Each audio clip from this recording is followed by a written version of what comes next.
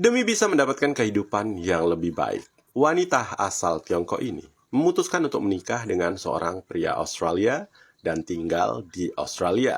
Namun sayangnya, alih-alih bisa mendapatkan kehidupan yang lebih baik dan bahagia selamanya, wanita ini malah berakhir di selokan.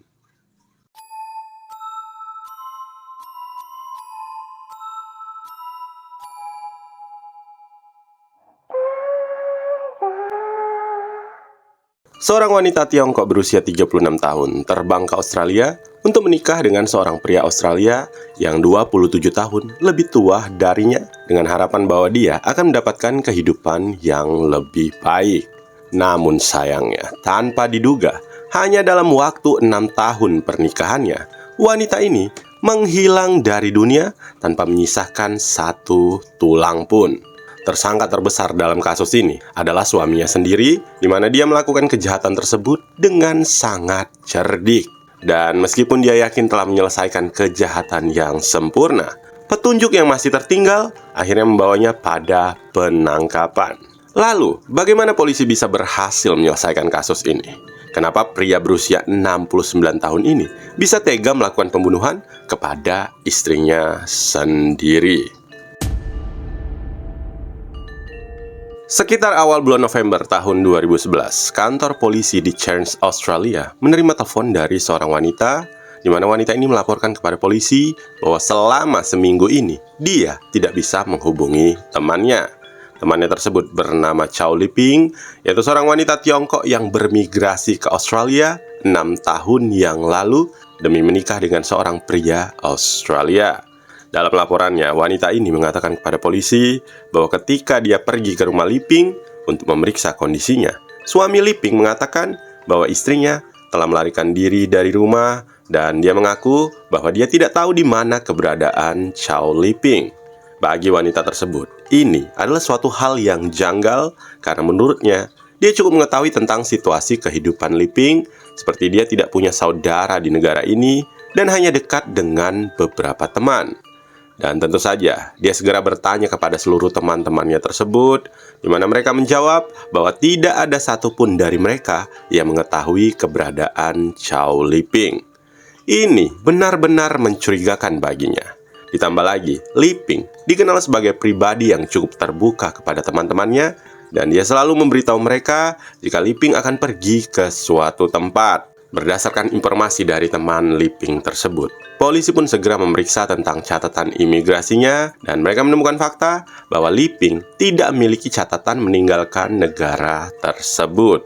Dengan kata lain, Chow Liping masih berada di Australia.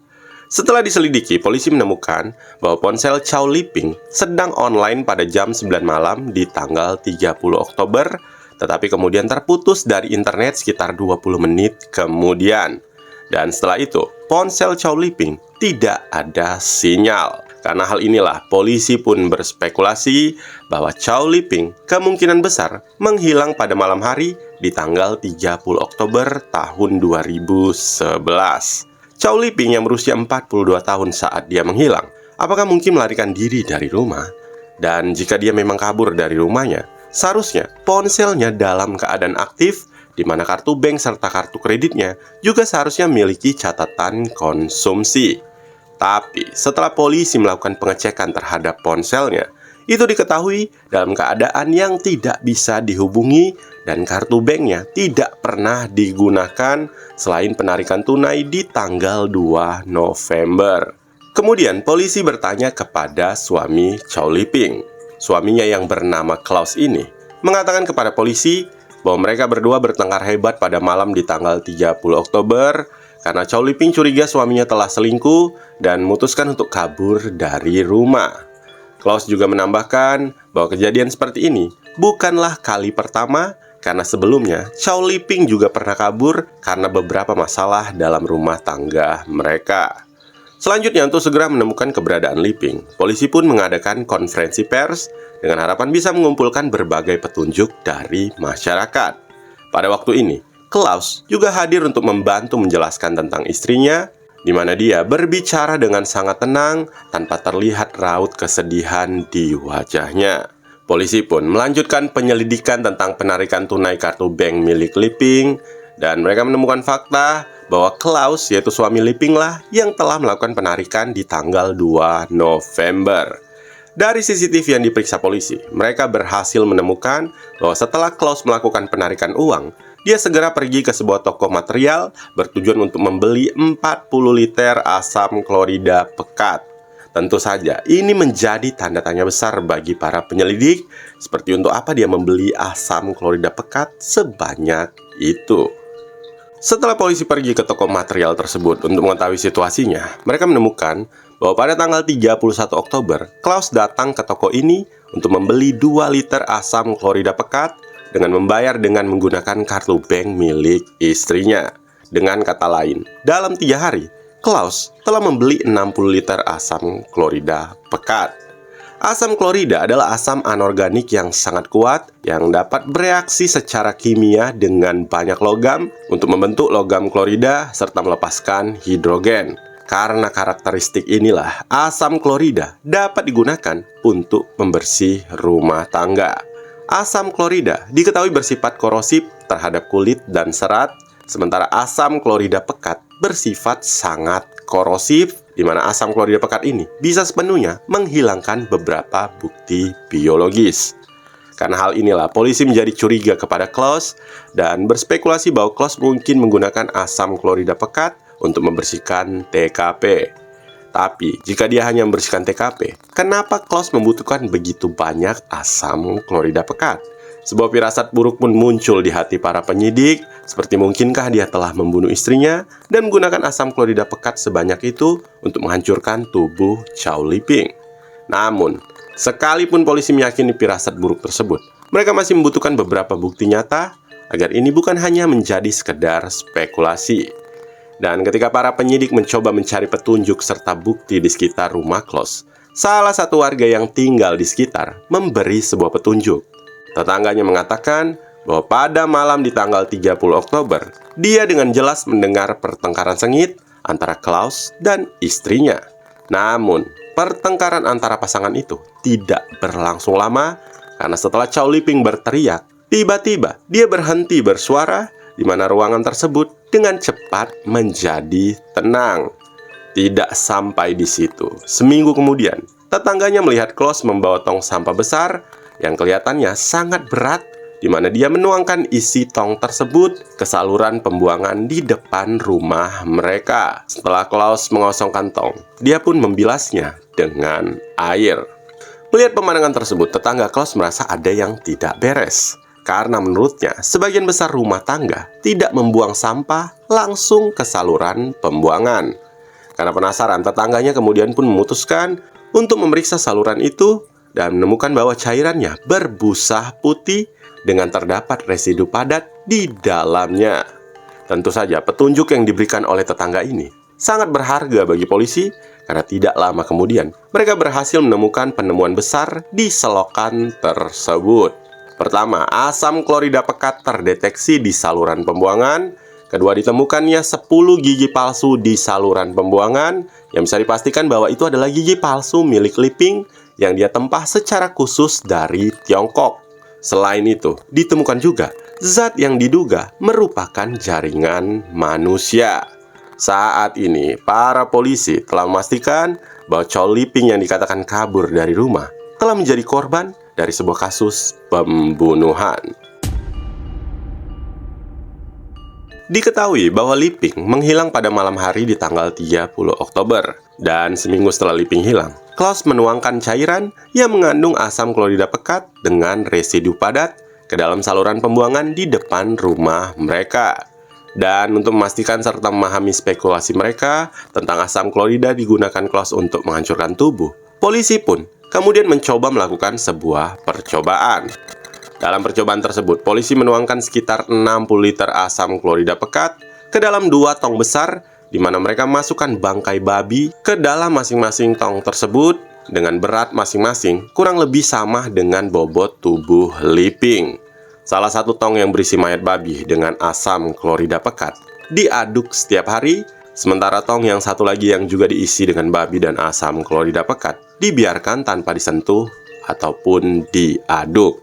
Kemudian setelah seminggu eksperimen tersebut dilakukan, penyidik mengetahui bahwa bangkai babi yang berada dalam tong yang diaduk telah hilang sepenuhnya dan hanya menyisakan cairan lengket. Sementara untuk tong yang tidak diaduk, mereka menemukan bahwa bangkai babi tersebut masih memiliki sisa yang belum larut.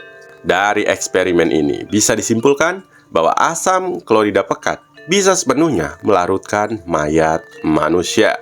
Hingga akhirnya pada sore hari di tanggal 20 November, Klaus pun ditangkap oleh polisi karena dicurigai telah melakukan pembunuhan terhadap Chow Liping dengan membeberkan barang bukti 10 gigi palsu milik istrinya. Merasa tersudut, Klaus pun dengan cepat mengakui bahwa memang benar dialah yang melakukan mutilasi terhadap tubuh Liping, namun membantah telah melakukan pembunuhan. Dia menyebut insiden kematian istrinya adalah sebuah kecelakaan. Dalam pengakuannya kepada penyidik, Klaus menjelaskan bahwa pada malam di tanggal 30 Oktober, dia dan istrinya bertengkar hebat karena Liping curiga bahwa suaminya telah berselingkuh. Dalam keadaan marah, Chow Liping mengambil garpu di atas meja dan mencoba menikam suaminya tersebut. Untuk menghindari serangan, Klaus mendorong Chow Liping yang membuatnya jatuh ke lantai dan mengakibatkan lehernya patah. Melihat Liping tidak sadarkan diri, Klaus mengira bahwa istrinya telah tewas, jadi dia dengan sengaja tidak memanggil ambulans ke rumahnya. Kemudian karena khawatir dia akan dituduh melakukan pembunuhan, Klaus pun memutuskan untuk membuang jenazah istrinya secara diam-diam. Pada saat ini, dia ingat bahwa dia pernah melihat di TV bahwa asam klorida pekat bersifat sangat korosif. Jadi, dia kemudian memutuskan untuk membeli beberapa barel dan pulang ke rumah untuk melarutkan tubuh istrinya. Tentu saja polisi tidak percaya dengan pernyataan bahwa kematian Liping adalah kecelakaan dan menganggapnya telah berbohong. Selain itu, setelah kematian Chow Liping, Klaus diketahui memalsukan tanda tangan istrinya dan mentransfer seluruh dana kesejahteraan milik Liping ke rekening pribadinya. Setelah Chow Liping dipastikan dibunuh, sejarah dirinya dan suaminya Klaus dari perkenalan hingga pernikahan pun kemudian terungkap kepada semua orang. Diketahui pada tahun 2005, Chow Liping yang berusia 36 tahun menceraikan mantan suaminya dan tinggal bersama anak-anaknya. Pada masa-masa inilah ketika dia berselancar di internet, Liping bertemu secara online dengan seorang pria Australia berusia 63 tahun melalui sebuah software chat. Setelah beberapa hari intens berhubungan secara online, Klaus yang mengetahui bahwa Chow Liping telah bercerai, mulai mengejarnya dengan ganas dan bahkan memutuskan untuk terbang ke Tiongkok demi bertemu dengan Liping. Saat bertemu, Klaus menunjukkan kepada Liping foto rumah keluarga tunggalnya di Australia. Dan Liping yang melihat foto-foto tersebut pun mendambakan kehidupan di Australia.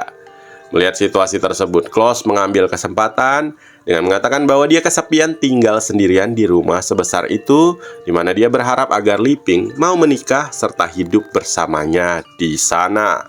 Klaus juga menambahkan bahwa di Australia, bahkan seorang karyawan biasa memiliki upah yang relatif tinggi. Chow Liping baru saja bercerai saat itu dan berada di bawah banyak tekanan untuk membesarkan anak-anaknya sendirian. Di sisi lain, dia juga mendambakan seorang untuk diandalkan serta kehidupan yang layak di Australia. Dengan pemikiran-pemikirannya inilah, Liping pun akhirnya memutuskan untuk menerima lamaran dari Klaus. Tidak butuh waktu lama, Klaus pun kemudian menikah dengan Chow Liping dan membawanya pindah ke rumahnya di Australia. Di awal-awal pernikahannya, keduanya pun menjalani masa-masa yang sangat manis. Liping yang awalnya tidak bisa berbicara bahasa Inggris, bahkan dikirim untuk belajar di pusat belajar bahasa Inggris oleh suaminya, dengan tujuan agar Liping bisa beradaptasi dengan lingkungan barunya. Namun sayangnya, kurang dari 6 tahun setelah Chow Liping tiba di Australia, terjadi keretakan hubungan antara Liping dan suaminya. Setelah diselidiki, polisi menemukan bahwa sebelum kejadian, Klaus yang berusia 69 tahun telah selingkuh dengan seorang wanita Thailand selama pernikahan mereka. Polisi menemukan bukti-bukti perselingkuhannya dengan wanita Thailand tersebut melalui email-email vulgar yang telah dia kirimi kepada selingkuhannya, Dan dilihat dari isi emailnya, hubungan di antara mereka bukanlah hubungan biasa. Polisi menyelidiki lebih lanjut dan menemukan bahwa Klaus menjalin hubungan dengan wanita Thailand ini sejak bulan Agustus tahun 2011. Dan bukti lain yang mengejutkan adalah sehari setelah Liping meninggal, Klaus mengirim sebuah email kepada selingkuhannya tersebut dengan mengatakan bahwa dia punya kabar baik, yaitu istrinya telah pergi untuk selama-lamanya. Dan ketika polisi berhasil menghubungi wanita Thailand tersebut, wanita itu mengatakan kepada polisi bahwa dia tidak mengetahui kalau Klaus telah menikah sehingga dia memutuskan untuk berpacaran dengannya. Timbul satu pertanyaan, jika dia menjalin hubungan dengan wanita lain, kenapa dia harus membunuh istrinya, sementara dia bisa saja menegosiasikan perceraian dengan istrinya tersebut? Dan alasan yang melatar belakangi hal ini kemungkinan besar adalah karena dia tidak ingin hartanya dibagi. Seperti yang kita ketahui, Klaus selingkuh lebih dulu dan dialah pihak yang bersalah. Menurut hukum pernikahan Australia, istrinya bisa meminta lebih banyak kompensasi perceraian dan juga tunjangan. Oleh karena itulah, demi menghindari pembagian harta dan bisa bersama kekasihnya, pria berusia 69 tahun ini justru membunuh istrinya dan menghancurkan tubuhnya. Namun sayangnya, kejahatan yang dia kira telah dilakukan dengan sempurna akhirnya terungkap dengan cepat oleh polisi yang menyebabkan penangkapan baginya. Hingga akhirnya pada bulan Desember tahun 2013, pengadilan Australia memutuskan bahwa Klaus bersalah atas pembunuhan. Dia dijatuhi hukuman penjara seumur hidup tanpa kemungkinan pembebasan bersyarat hingga tahun 2048.